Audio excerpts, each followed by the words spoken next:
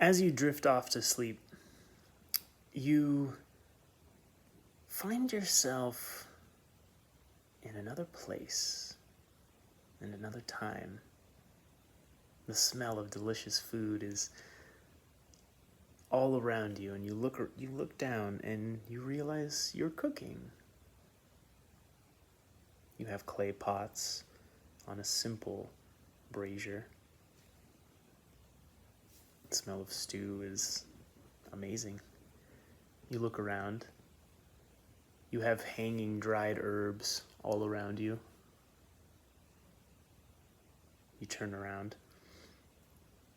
Your wife is wrangling your two kids and getting them ready for dinner, telling them to wash up, telling them to put away their simple toys made out of sheepskin and made out of sticks that they found in the jungle. You peek your head out of the window, and around you is a whole neighborhood, a whole city of stone houses with a beautifully paved stone road. You turn back around and you let these observations go, and you continue to watch as you prepare your food, you dole out the bowls, and you get ready to sit down for a dinner. As you do, you sit down on your at your stone table with your clay urns and your jugs, and you finger this medallion of a commandant that you had just earned last week in the trials. Shagambi's idol. You give thanks to this god, and you are happy. You're feeling blessed at your bounty, at your luck. It's going to be a good night. You start in on the first bites of stew, and you begin discussing the evening when all of a sudden outside you hear a shrill scream. Not sure what that is. You look out the window and you see numerous people starting to run by. The screams pick up. They're more numerous. Suddenly dozens, hundreds of screams. You feel them all around you. People are running by your window, and as you look, one person, your neighbor, the person who lived right next door to you, runs into your view and is pierced by a shadowy tendril of dark energy. It rips through her chest, and you see this splatter of blood as it erupts from her mouth. Horrified, you stop everything. You gather up your children and your wife. You get them to the storm cellar. Hide in here, you hear a disembodied voice say. You close the door behind them, and as you turn around, just in case, you move a crate in order to block visual passage, so maybe no one will be able to see this underground cellar from outside. You get closer to your front door.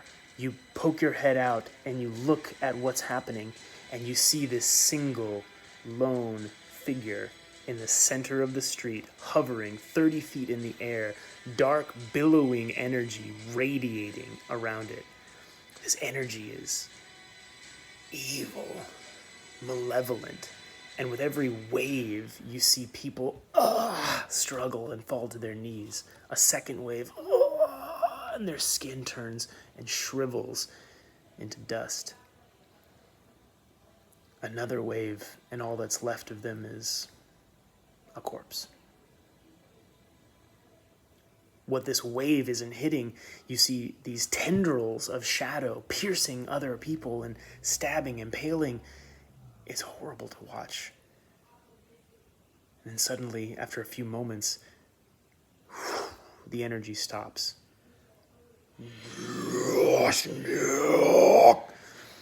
He utters a evil word of command in a language you've never heard before, and suddenly all of these bodies, all of these dead, suddenly rise and seek out hungrily something else, maybe something alive. Terrified, you look and you see your neighbor that had just gotten impaled start rising up, her once friendly eyes and visage replaced by darkness in each of her eyes and nothing but sheer malice as she moves towards you with supernatural speed. Instinctively, you grab Shigambi's idol. You utter a word. You attempt to evoke her power in order to get rid of this undead abomination. And nothing happens.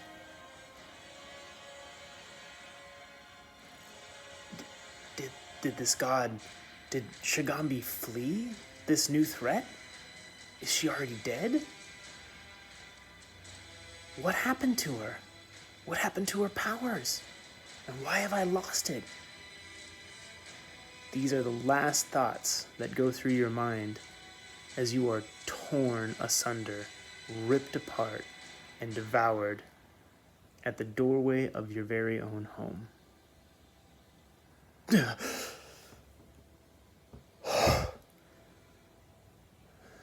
You wake up.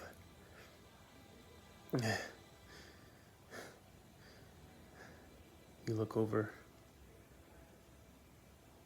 Ixelmach growls out a single word.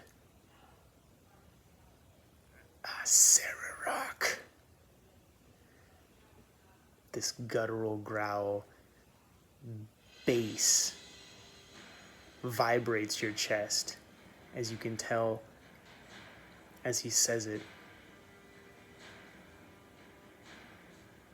The word is dripping with malice, with judgment, and with a desire for justice.